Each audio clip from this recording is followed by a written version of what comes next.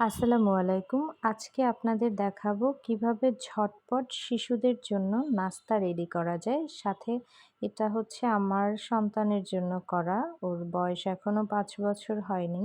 তো তার জন্য আমি নিয়েছি ৩ স্লাইস হচ্ছে পাউরুটি, ১ টা ডিম, এর মধ্যে দিয়ে দিচ্ছি কিছুটা পরিমাণ ২ চা চামচের মতো চিনি, ১ চা চামচ হচ্ছে দুধ।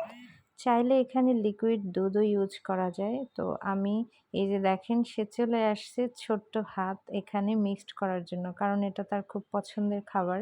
সেজন্য সে নিজে এটা মিক্সড করতে চলে আসছে। তো অল্প করে আমি পানি দিয়ে দিব। যদি এটা লিকুইড দুধ দিয়ে করেন তাহলে এই পানিটা দিতে হয় না। আর একটু করে হচ্ছে সামান্য পরিমাণ লবণ দিয়ে দিয়েছি। তো দেখেন সে কি সুন্দর করে এই যে লবণ দিলাম, সে সুন্দর করে মিক্সড করতেছে কারণ এটা তার খুবই পছন্দের খাবার। তো এটা চাইলে আমরা শিশুদেরকে স্কুলে নাস্তা হিসেবেও দিতে পারি, কিন্তু এটা আমার জন্য ছিল হচ্ছে সকালের নাস্তা। তো এর সাথে তাকে দুধ দিয়েছি, কলাও দিয়েছি।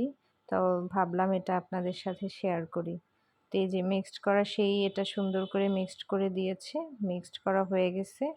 তারপরে হচ্ছে এই যে পাউরুটিগুলো ওই মিক্সচারের মধ্যে এভাবে হচ্ছে চুবিয়ে নিতে হবে।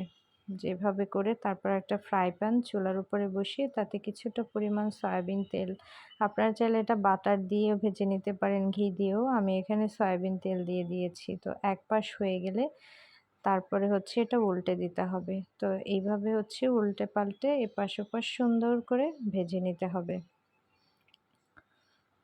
মাঝে মধ্যে আসলে এভাবে নাস্তা দিলে রুটি খায়, ঘুরিয়ে ফিরিয়ে বাচ্চাদেরকে হচ্ছে নাস্তা দিলে ওরা বেশ পছন্দ করে। দেখেন এই যে ফাইনাল লুক দেখেন হয়ে গেছে। এখন আমি হচ্ছে তুলে নিব। আর এটাতে দুধ দেওয়ার কারণে একটু নরম হয়। বাচ্চারা হচ্ছে খেতে ভীষণই পছন্দ করবে। তো আজকের খাবার রেডি। দেখেন ফাইনাল লুক। আপনারা অবশ্যই বাসায় তৈরি করে আপনাদের শিশুদেরকে দিবেন। আল্লাহ হাফেজ।